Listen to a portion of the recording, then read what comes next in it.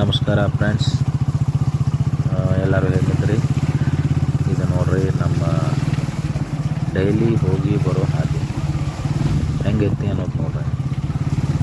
ಇದು ಮಳೆ ಆದ್ರೆ ಈ ರೀತಿ ಆಗ್ತಿತ್ತು ಹಾದಿ, ಮತ್ತು ಬೇಸಿಗೆನೂ ತಗ್ಗಿದ್ದೇ ಇರ್ತೈತಿ.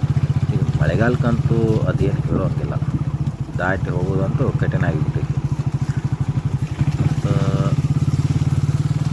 ಇದ್ರ ಬಗ್ಗೆ ಯಾರಿಗೆ ಹೇಳೋದು ಯಾರಿಗೆ ಕೇಳೋದು ಅನ್ನೋದು ನಮಗೂ ತಿಳಿವಾತು. ಎಲ್ಲರಿಗೂ ಹೇಳೋದು ಹೇಳಿದು ಎಲ್ಲ ಆಗೈತಿ, ಅಂದರೆ ಯಾರಿಂದನೂ ರೆಸ್ಪಾನ್ಸ್ ಇಲ್ಲ. ಇಲ್ಲಿ ನೋಡ್ರಿ, ಈ ರೀತಿ ನೀರು ನಿಂತೈತಿ, ದಾಟಿ ಹೆಂಗೆ ಹೋಗ್ಬೇಕು, ಹೆಂಗೆ ಬರಬೇಕು ಅನ್ನೋದು ನಮಗೆ ಗೊತ್ತಾಗೋದಿಲ್ಲ. ಆದರೂ ಹೋಗಬೇಕು, ನೆರವ ಇಲ್ಲ. ಎಲ್ಲರೂ ಹೋಗ್ತಾರೆ, ಅದು ನಾವು ಹೋಗ್ತಾಯಿದ್ದೀವಿ, ಬರ್ತಾಯಿದ್ದೀವಿ. ಎಲ್ಲರೂ ಗಪ್ಪದಾರ, ನಾವು ಗಪ್ಪ ಇರ್ಬೇಕಾಗಿದ್ದೀವಿ ಅಷ್ಟೇ. ಆದರೆ ಅದ್ರ ಬಗ್ಗೆ ಯಾರಾದರೂ ಒಬ್ಬರು ಕೇಳಬೇಕು, ಅದ್ರ ಬಗ್ಗೆ ಮಾತಾಡಬೇಕು. ಅದರಿಂದ ಎಲ್ಲಿ ಸಾಲ್ವ್ ಆಗ್ಬೇಕು ಅನ್ನೋದೈತಿಲ್ಲ, ಅಲ್ಲಿಂದ ಆಗಬೇಕು ಮೇನ್ ಅಂತ. ಇಲ್ಲಾಂದ್ರೆ ಡೈಲಿ ಈಗ ನನ್ನ ಬೈಕ್ ಐತಿ, ನಾನು ಹೋಗ್ತಾಯಿದ್ದೀನಿ ಅಲ್ಲೋ. ಈಗ ನಡ್ಕೋತ ಹೋಗೋರು ಹೆಂಗೆ ಹೋಗ್ಬೇಕು ಇದ್ರೊಳಗೆ?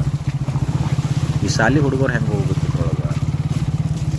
ಶಾಲೆಗೆ ಹೋಗ್ಬೇಕಂದ್ರೆ ಬೂಟ ಎಲ್ಲ ರಾಡಿಯಾಗಿ ಎಲ್ಲ ಒಂಥರ ಆಗಿಬಿಟ್ರೈತೆ. ಅವರು ಸಣ್ಣ ಹುಡುಗರು ಇರ್ತಾವೆ, ಅವ್ರು ಹೆಂಗೆ ದಾಟಬೇಕಾ, ಹೆಂಗೆ ಹೋಗ್ಬೇಕಾ, ಇದ್ರ ಬಗ್ಗೆ ಏನು ಕಿಂಚಿತ್ತೂ ವಿಚಾರ ಇಲ್ಲ.